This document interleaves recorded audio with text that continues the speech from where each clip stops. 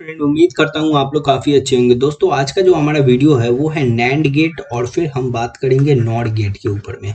तो NAND gate बनता किससे है? नॉट प्लस एंड, ये एक फॉर्मूला है जो हमेशा आप याद रखिएगा।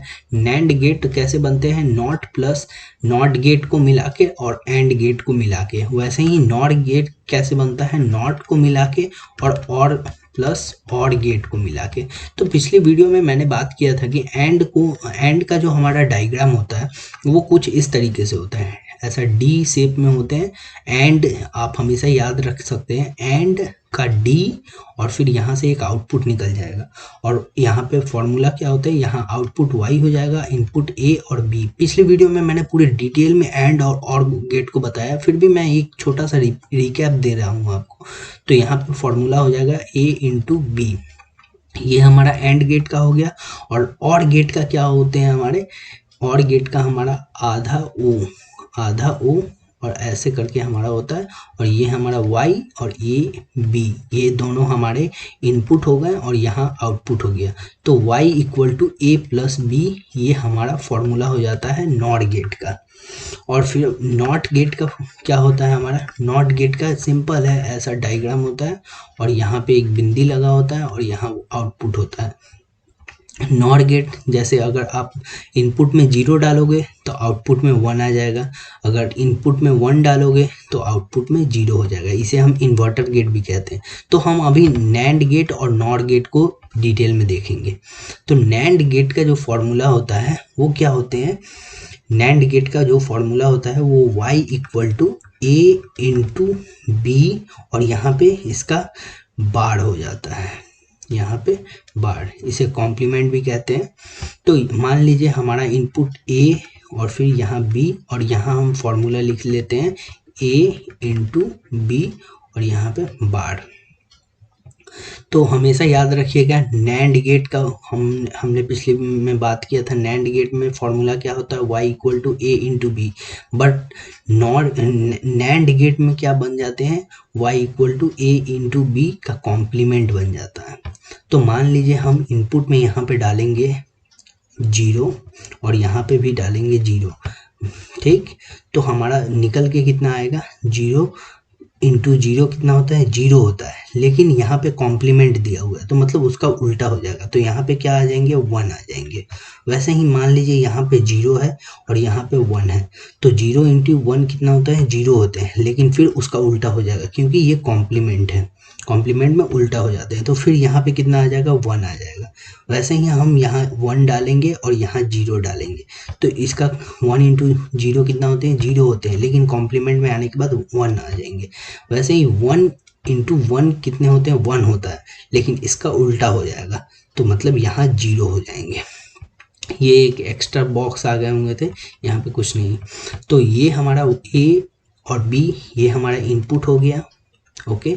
और यहाँ पे y ये हमारा आउटपुट हो गया और इसका फॉर्मूला मैंने यहाँ पे आपको लिख दिया। a इंटू बी मतलब दोनों को इंटू कर देना और उसका कॉम्प्लीमेंट कर देना है, जो भी आएगा उसका उल्टा कर देना है।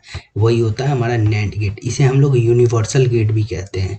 हमेशा याद रखिएगा नैंड गेट कैसे बनते हैं? नॉट प्लस एंड को मिलाकर हम नैंड गेट को बनाते हैं।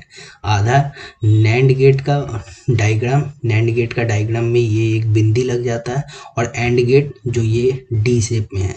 तो अब हम बात करते हैं नॉट गेट। नॉट गेट भी वैसे ही होता है जैसा मैंने पिछली में वीडियो बात किया था। तो नैंड गेट का एन जो होगा वो नॉट से मिला है और प्लस और गेट। तो हमारा डायग्राम यहाँ पे देखिए बिंदी लग गया, मतलब ये नॉट का है और बाकी सब तो और गेट का कॉम्प्लीमेंट है। तो यहाँ पे हमारा इनपुट होता है ए और यहाँ पे बी और यहाँ पे आउटपुट हमारा वाई होता है। तो हमारा आप याद कीजिए और गेट में मैंने फॉर्मूला क्या बताया था आपको? और गेट में फॉर्मूला बताया था y equal to A plus B. तो नॉट गेट में ये फॉर्मूला क्या बन जाएगा? y equal to A plus B और इसका कॉम्प्लीमेंट बन जाएगा। तो यही इसका फॉर्मूला होता है, y equal to A plus B और इसका कॉम्प्लीमेंट। बार भी आप बोल सकते हो, कॉम्प्लीमेंट भी बोल सकते हो। तो हम एक बार ट्रुथ टेबल को देख लेते हैं। तो मान लीजिए यहाँ पे हमारा a है और यहाँ पे b है और y equal to A plus B bar. ठीक, तो मान लीजिए यहाँ पे हम डालते हैं 0 और फिर 0, तो 0 प्लस 0 तो 0 होते हैं, लेकिन उल्टा हो जाएंगे, तो यहाँ पे आ जाएगा 1। वैसे ही यहाँ पे हम डालेंगे 0 और यहाँ पे डालेंगे 1। 0 प्लस 1 कितने होते हैं? 1 होते हैं, लेकिन यहाँ पे आ जाएगा 0। वैसे ही 1 इधर डालेंगे और यहाँ 0 डालेंगे। 1 प्लस 0 कितना होते हैं? 1 होते हैं, बट यहाँ पे फिर से 0 आ जाएगा।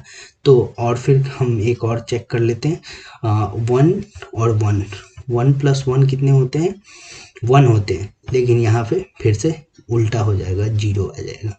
और 0 और 1 मैंने आपको पहले ही वीडियो में बताया कि ये हम क्यों लिखते हैं 1 और 0। 1 बेसिकली ऑन का सिंबल है, स्विच ऑन का सिंबल 1 है, और 0 का स्विच ऑफ के लिए हम लोग यूज़ करते हैं। इसको हम लोग मेज़र कैसे करते हैं? ये एक्चुअली वोल्टेज पे हम लोग मेज़र करते हैं। मान लीजिए 1 का वोल्टेज अगर हम लोग 2 वोल्ट देते हैं तो मतलब ये ऑन है, और वैसे ही 0 को हम लोग कैसे मेज़र करते हैं? मान लीजिए 0.5 वोल्ट हम लोग देंगे, तो वो जो हमारा मैनेजमेंट होगा, जो हमारा नॉट गेट या फिर नॉट गेट होगा, वो डिसाइड करेगा इसी के थ्रू कि हाँ इतना वोल्टेज आ रहा है मतलब ये ऑफ है, और इतना वोल्टेज आ रहा है मतलब ये ऑन है। तो ऐसे ही ये हमारा ट्रुथ टेबल बनते हैं। तो उम्मीद है दोस्तों आपको ये वीडियो पसंद आया होगा। वीडियो पसंद आया हो तो प्लीज़ लाइक शेयर सब्सक्राइब जरूर करें। तब तक के लिए आपका बहुत बहुत धन्यवाद।